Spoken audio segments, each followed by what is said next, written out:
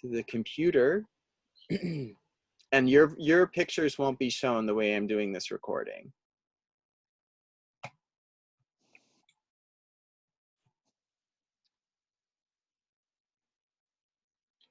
So we're continuing our series on the Wisdom of Peace Pilgrim. And as of this morning, the death toll from the COVID-19 in the United States is 10,783 people. The University of Washington's Institute for Health Metrics released a study yesterday predicting that if all US residents engage in full social distancing through May 2020, we can limit COVID-19 US fatalities to 81,766 people by August 4th. In other words, their best case scenario is almost 82,000 US residents dying from COVID-19. COVID-19 has already claimed many people. Minnesota Lieutenant Governor's brother, Ron, actor Lee Fierro from the movie Jaws, Top Chef Masters winner Floyd Cardoz, Pastor Tim Russell from the Second Presbyterian Church in Memphis, Tony Award-winning playwright Terrence McNally, who wrote Love, Valor, Compassion, Masterclass, Ragtime, and Kiss of the Spider Woman, country singer and songwriter Joe Diffie, jazz legend Ellis Marsalis, and many, many more. So let's take a mindful pause and just energetically send love and goodwill to all who have died, and to all who have loved ones die, and to all who are sick, and to all who have loved ones who are sick.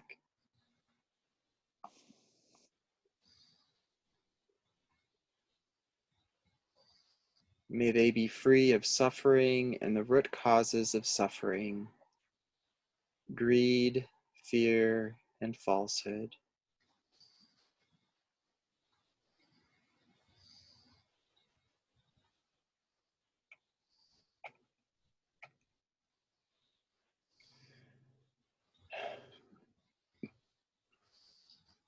Death is inevitable for all of us, and the fear of death, be it our own death or the death of other people, may become a preoccupation or even an obsession of our mind.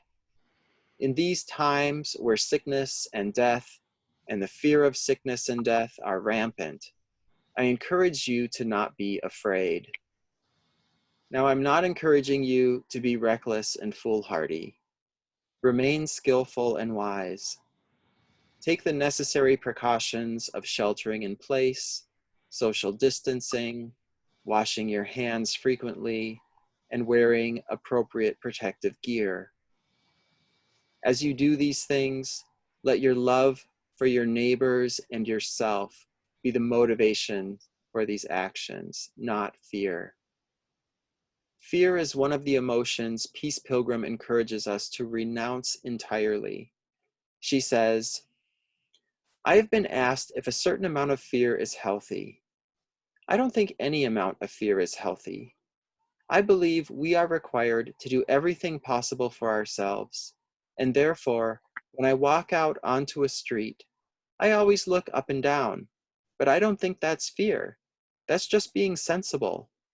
I don't connect that in any way with fear.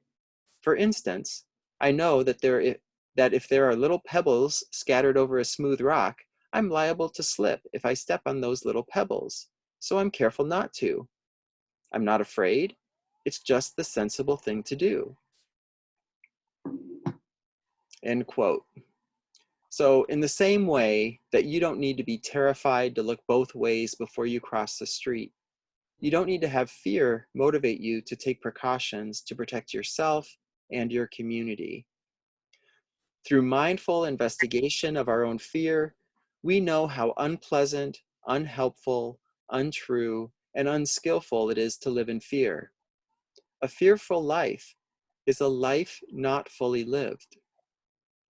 In this talk, we will consider how Peace Pilgrim used her love to relate to death skillfully in a way that allowed her to be fearless and courageous in face of difficulties.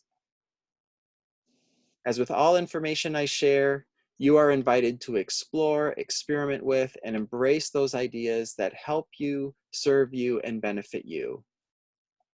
You are equally encouraged to ignore, set aside, and forget those ideas that upset you, disturb you, or do not help and benefit you. All I ask is that you please listen with an open heart and mind, play with the ideas in your own life, focus on what helps, and ignore the rest. Those of us who mindfully embrace a deepening spirituality, we will walk two paths. One is the path of love, the other is the path of truth. The path of love leads us to truth. The path of truth leads us to love. Both paths lead to the same destination of truthful clear seeing, perfect love, egolessness, and full enlightenment. These different words all describe the same thing. Now, between these two paths, we may have a preferred path that feels easier for us. For those of us who have a tender, empathic, open heart, we may prefer the path of love, which leads us to truth. For those of us who have a strong, discriminating intellect, we may prefer the path of truth, which leads us to love. Both paths result in us embodying a synthesis where we have a strong, discriminating mind that abides in truth and a courageous, compassionate heart that abides in love. Over 2 talks, we will address both of these paths and how to relate to death skillfully and free of fear. Today, however, we start our discussion by looking at the path of love. For those of us who have a tender, open, sensitive, connected heart, we may find the path of love best serves as our primary path. On the path of love, we lovingly surrender our life to a cause bigger than ourselves. And in taking up the cause, our love for others leads us to shed our ego, our fear, our greed, and our falsehoods.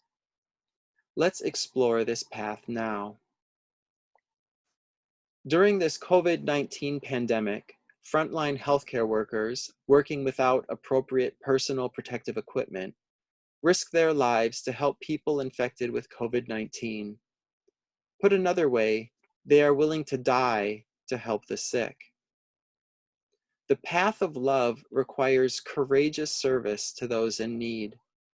The frontline healthcare workers' love for their patients overcomes their fear, discomfort, overcomes their fear of discomfort, illness, and death. Most of humanity goes through life serving our ego, or what Peace Pilgrim calls the self-centered nature. The ego, with its endless fears, greed, and falsehoods, can never be satisfied.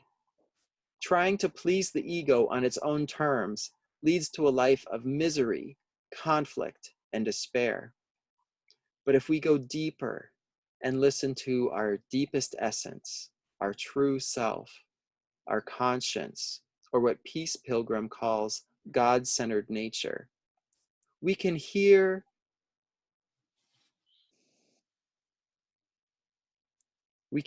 from that inner source of wisdom what our true purpose and calling on this earth is. Over the next week, I want you to contemplate and meditate on how you are called to serve. You can do this by pondering various questions. What is my true calling? How am I called to serve?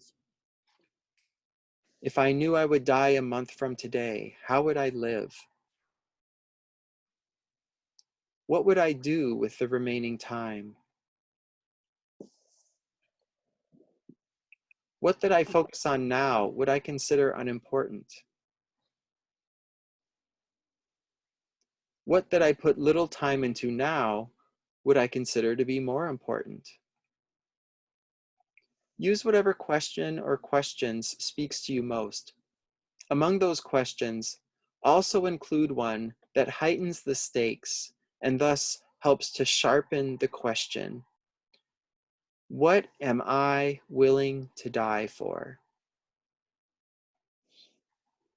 And let's get started with this contemplation now by taking a mindful pause.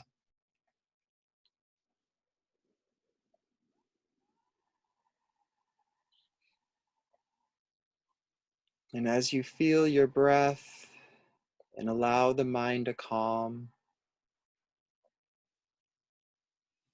gently drop the question into the spaciousness of your mind. What am I willing to die for?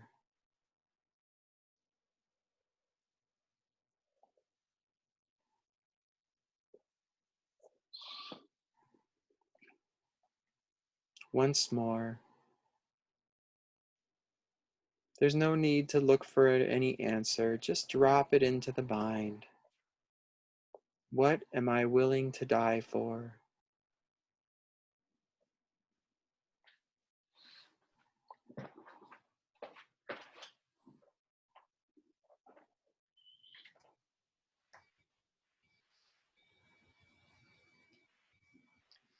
There's no need to answer the question now, but if answers come to you, notice them. You may have many answers to this question. Simply notice them and keep asking. This week, every morning, when you wake up, ask, what am I willing to die for? This week, during every meditation, drop that question into your mind. What am I willing to die for? This week, every night before you go to bed, and you probably are getting the pattern by now, ask yourself, what am I willing to die for?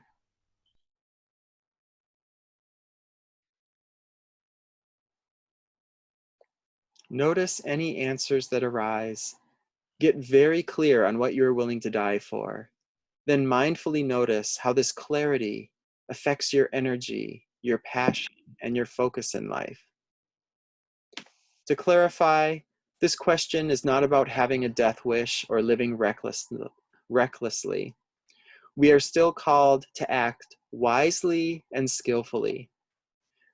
This question helps us discover our priorities so we can lovingly live in harmony with those priorities and in harmony with our true calling here on earth. This question is also about overcoming our fear of death. When we discover that there are some things worth dying for, we tap into more energy, power, resources, and love than we knew we had. All the petty concerns of the ego, including the fear of death, start to melt away.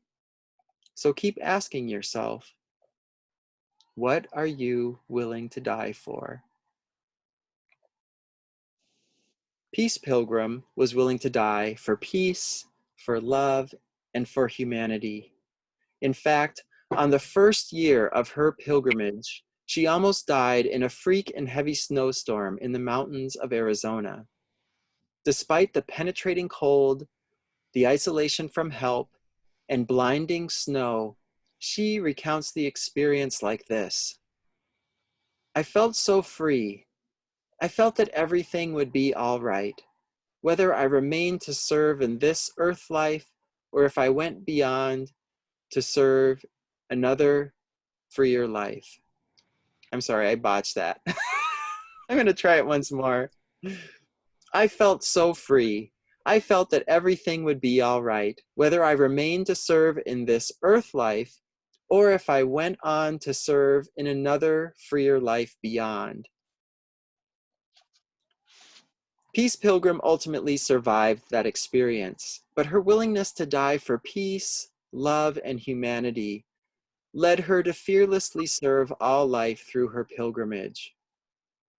At the age of 44, she vowed to remain a wanderer until humanity learned the way of peace. She walked, proclaiming to all who wanted to speak with her, "This is the way of peace. Overcome evil with truth and falsehood. Overcome evil with good and falsehood with truth and hatred with love." She walked pennilessly and did the journey without a companion or group support. Her rules were that she would walk until given shelter and fast until given food.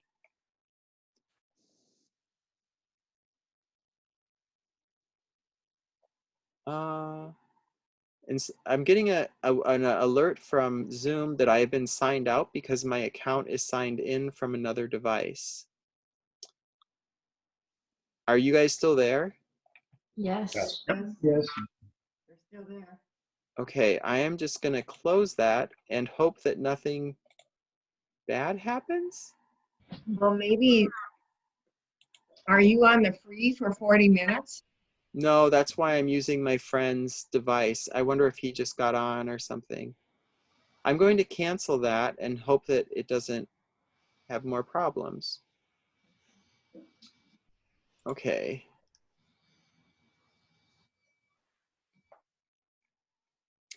So anyway, getting back to Peace Pilgrim, she basically pledged she's going to walk until given shelter, she's going to fast until given food, and she is not going to accept help from anyone unless they offer it freely and willingly of their own accord.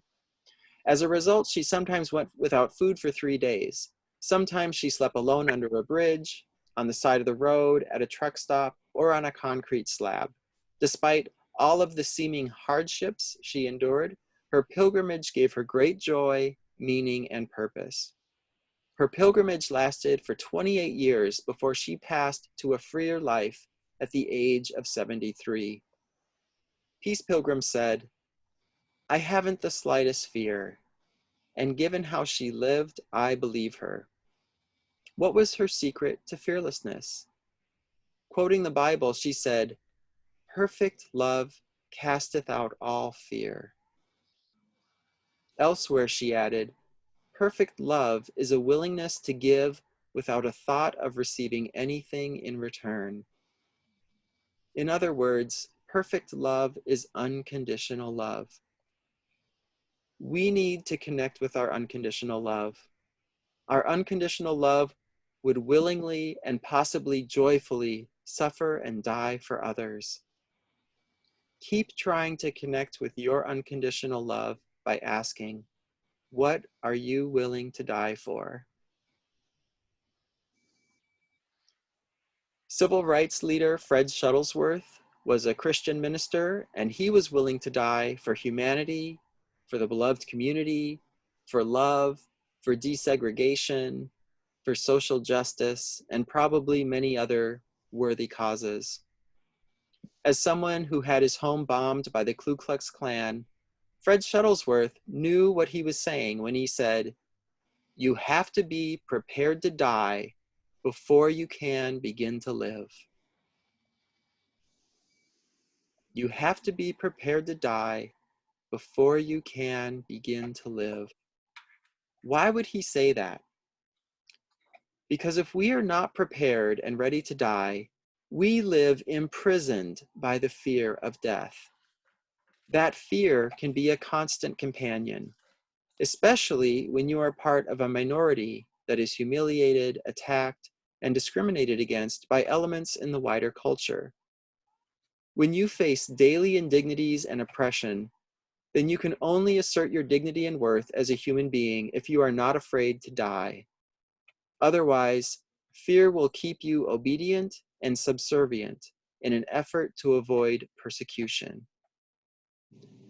His love for himself, his family, and all of humanity was bigger and more powerful than his fears. His love drove him to take risks, to speak out against oppression, and to endure violence without retaliating in any kind of way. After attempting to enroll two of his daughters in an all-white school, A mob attacked him and his wife with baseball bats, bike chains, brass knuckles, and a knife. His wife was stabbed, but they both lived. At the hospital, he told his kids to always forgive. He knew those who attacked him were confused, fearful people who needed the healing power of unconditional love. He knew that hate injures the hater, not the hated. That is why he told Black ministers at a conference in Washington, D.C., "No man can make us hate, and no men can make us afraid. And let history and they that come behind us rejoice that we arose in strength, armed only with the weapon of love." Despite Fred Shuttleworth's willingness to die for love and social justice, he died of natural causes at the age of 89. But not all who love as deeply are so lucky. Sophie Scholl and her brother Hans were willing to die for peace, truth, justice, and freedom. As Germans living under the Nazi rule, they formed the White Rose, a nonviolent resistance group that opposed warfare and the Nazi regime. She and her brother Hans were caught distributing anti-war literature, convicted of high treason, and killed by guillotine on the same day. At the time of their death, she was 21 and he was 24.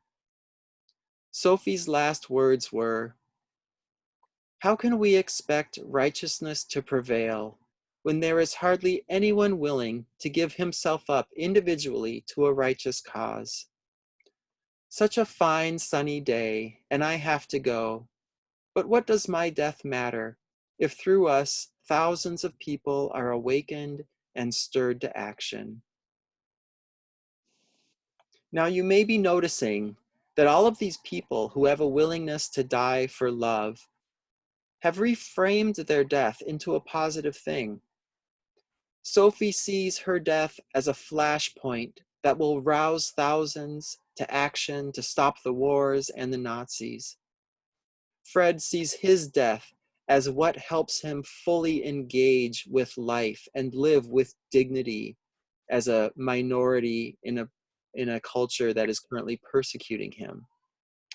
Peace Pilgrim sees death as a glorious transition to a freer life. We're going to come and back to this reframing of death next time I give a talk when we talk about the path of truth. But for now, just notice it. Sophie's thoughts are also provoking. Why is it that so many people willingly join the military and risk death to fight in wars and inflict violence on our so-called enemies, but so few of us are willing to die in the name of peace and social, economic, and environmental justice? Are we too timid and bowed down by the fear of death and by the threat of repression? Are we too comfortable with our own lives? Are we maybe unclear where our priorities and allegiances lie? And as always, keep turning over the question, what are you willing to die for?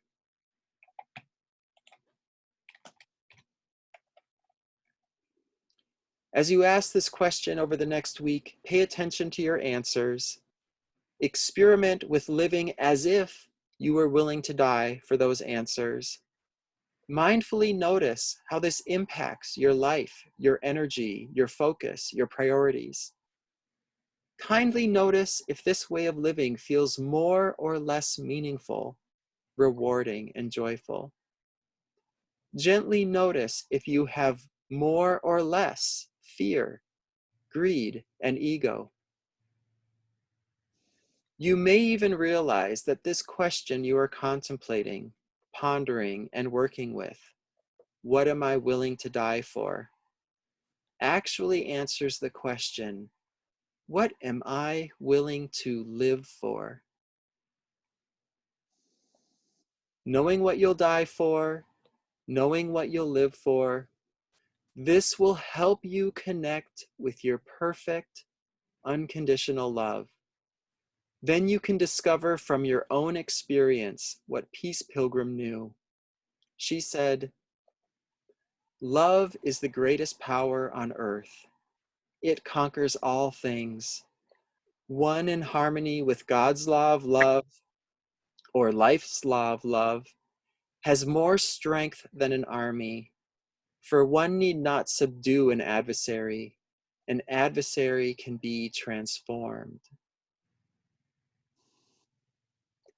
Perfect, unconditional love can transform our adversaries, be they external or internal.